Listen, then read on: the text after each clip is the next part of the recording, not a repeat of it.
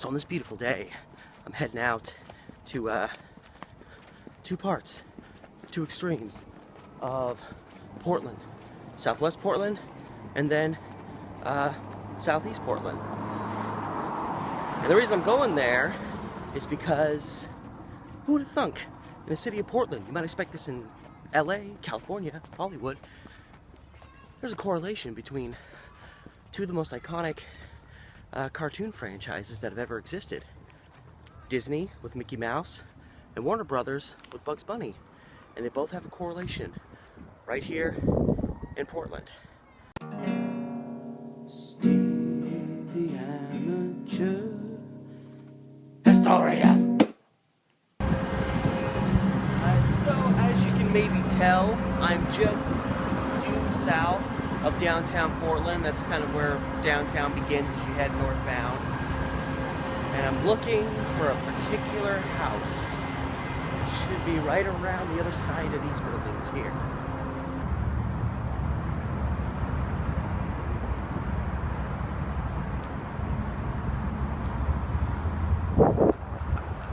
I love that old sign.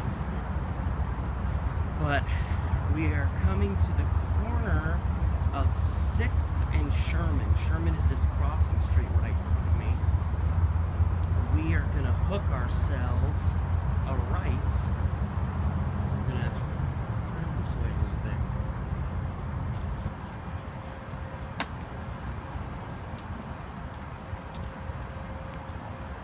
We come to this little red house right here.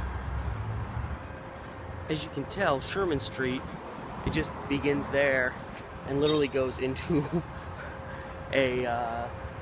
well, the side of a dirt wall, essentially. So Sherman Street doesn't go that far. There's not a lot of houses on this stretch.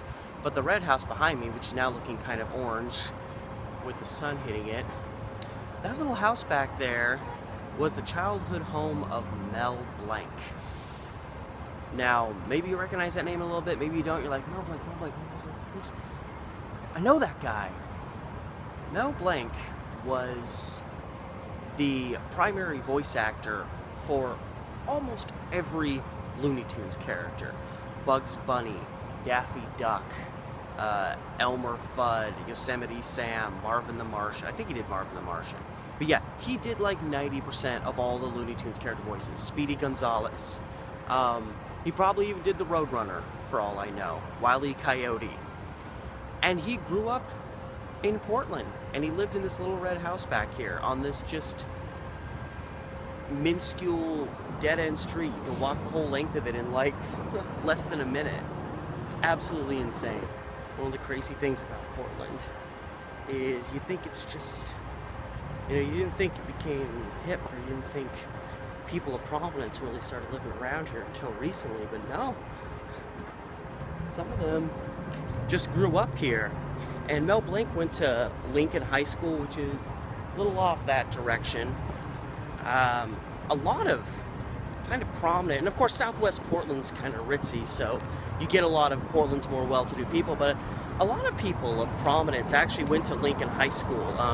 One that immediately comes to mind is Rebecca Schaefer, who was a child actress during the 80s.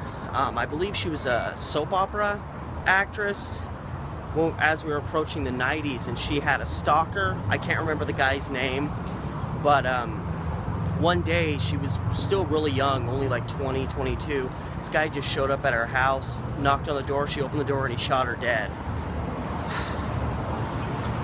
She, like Mel Blanc, went to Lincoln High School. And from the fringes of downtown, Southwest Portland specifically, we're now going to hook that way, and we're going to head over to Southeast Portland to show you something else really interesting.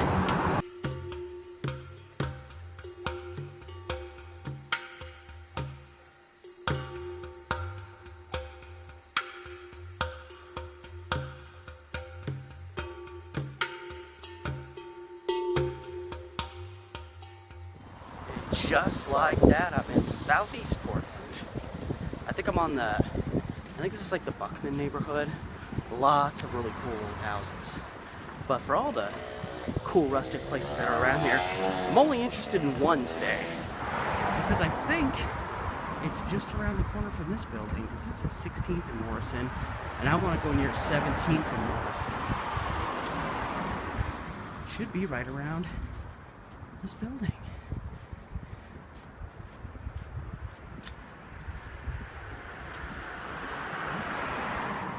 Here it is. This is the spot. Looks like the house is vacant. Apparently it has been for a long time. Got a lot of greenery climbing up it, but this is the spot that I was looking for. This quaint, beautiful, if not kind of neglected, old house behind me belonged to the parents of Walt Disney. So you've got your Bugs Bunny and your Mickey Mouse, and there's a Portland connection. You just gotta go from Southwest Portland to Southeast Portland, and yep, this house behind me. They didn't live here very long, but yeah, his parents lived in this house for a couple of years during the like mid 1930s, I want to say. His father mostly lived in the eastern half of the United States. I know that he lived in Chicago for a little while. I know that I believe his family lived in Kansas City, Walt included, or maybe not that late. And then for a while they lived in this house right here. And fortunately, a few other people have done videos on this house, because I knew it was in this area. I knew it was near Morrison. And I watched a little video and they were like, here we are, 17th and Morrison. I was like, oh, thank God. Now, that being said, I have heard people mistake this house next to it as the house that Walt Disney's parents lived in. I've seen that once or twice, but everybody else, people who have actually come here and visited, have all said that it was this blue house that they actually lived in. So cool. And what really did it for me when I was a little ways away was I remembered this car being next to the house. In another video I saw, and it's still here. And if you edge your way down 17th a little bit around this other house that obviously is from the same era, you can gauge through here kind of a view of the backside. I owe this credit to other videos I've seen too, that you can actually see a little bit more from the backside if you just cross the street here. And yeah, so you can see it's a very interesting backside, that kind of look, the kind of almost hairline rooftop. It's very interesting. And yeah, I heard from one source that nobody has lived in this house since Disney's parents. I mean, it's owned by somebody and maintained by somebody, but apparently no one's really lived in here. That might explain its kind of slightly dilapidated state. So, I mean, isn't that just wacky?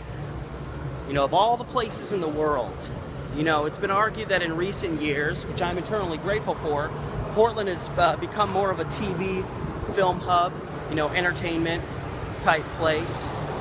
But there's not really a whole lot of famous celebrity types, especially in the realm of television, televised cartoons, that come from the Pacific Northwest in general, much less Portland, and much less just the southern half of Portland. And yet, we have one of the most prominent figures in the history of Warner Brothers, Merry Melodies, cartoons, Bugs Bunny, Daffy Duck, Porky Pig, the whole bunch.